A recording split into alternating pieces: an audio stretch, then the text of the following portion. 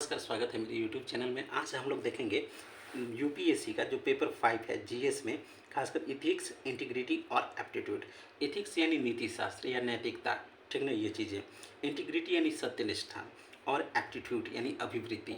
एक UPSC civil servants बनने के लिए, आईएएस बनने के लिए या आईएएस में जितने भी सर्विस पोस्ट बनने के लिए नैतिकता का होना बेहद ज़रूरी है। नैतिकता हमारे जन्म से लेकर मृत्यु तक रहती है, ठीक ना। ये हमारे अंदर है कि हम उन नैतिक चीज़ों का जीवन में पालन करते हैं या नहीं करते हैं। सत्यनिष्ठा भी प्रत्येक व्यक्तित्व के साथ जुड़ा हुआ है, ठीक ना। हमारा आचरण और व्यवहार, ठीक ना। ये पेपर इतना ज़्यादा टफ नहीं है।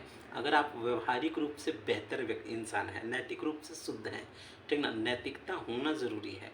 जन्म से लेकर मृत्यु तक नैतिक रूप से सही है और ईमानदारी सत्यनिष्ठा पे चलते हैं, आपका एटीट्यूड पॉजिटिव है, तो इस पेपर में आप 100% सही होंगे।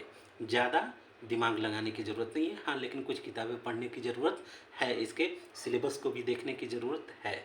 लेकिन व्यक्तित्व, आपका जो व्यक्तित्व में अगर नैतिकता है, ईमानदारी है, जो पॉजिटिव एटीट्यूड है, तो निश्चित रूप से ये पेपर आपके लिए लकी है, पूरा नंबर उठा सकते हैं। तो इसमें हम लोग देखेंगे कि जो कैंडिडेट है उसके एटीट्यूड को, ठीक ना, इंटीग्रिटी से संबंधित, ठीक ना, सार्वजनिक जीवन से संबंधित, निजी जीवन से संबंधित कैसा है उस चीज़ को। तो इथिक्स और ह्यूमन इंटरफेस में हम लोग देखेंगे इसके सार क्या हैं, इसेंस क्या है, डिटर्मिनेंट्स क्या हैं, ठीक ना।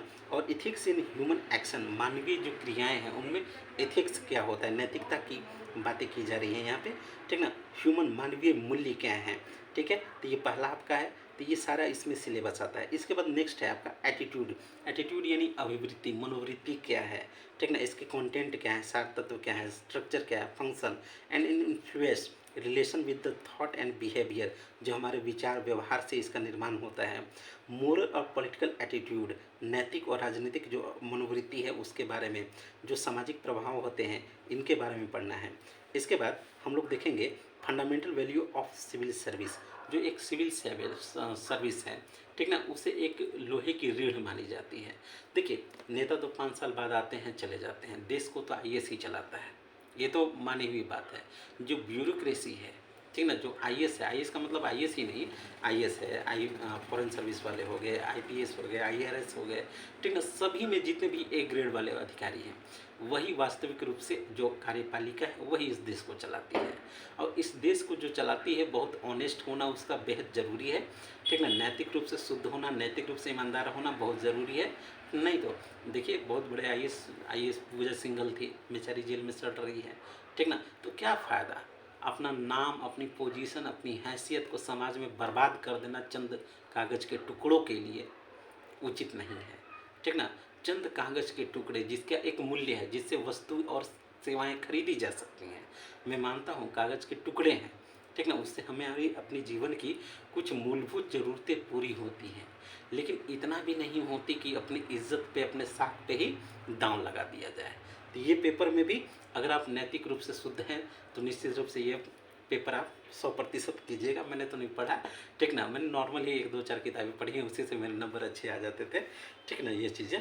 अब यहाँ पे हम लोग देखेंगे कि इंटीग्रिटी, सत्यनिष्ठा, इम्पार्शियलिटी, निष्पक्षता, ठीक ना, नॉन पार्टनरशिप। इसके अलावा इसमें आप लोग को है जो समाज के जो लोग हैं उनके साथ, जो गरीब तबका उनके साथ सहानुभूति कैसा है, सहिष्णुता वो कैसा है, ठीक ना, इन सभी चीज़ों का भी हमें ख्याल रखना है, ठीक ना। इसके बाद इमोशनल इंटेलिजेंस कॉन्सेप्ट क्या है, यूटिलिटीज़ क्या है प्रशासन और गवर्नेंस में, ठीक ना। जो आपका इमोशनल इंटेलिजेंट, बहुत ही भावनात्मक जो एक बुद्धिमत्ता है, बहुत ही काम आती है, ठीक ना। Contribution and moral thinkers philosopher from India and the world, जितने भी योगदान हैं, जो नैतिक दार्शनिक हैं, जो थिंकर विचारक हैं, उनका क्या है।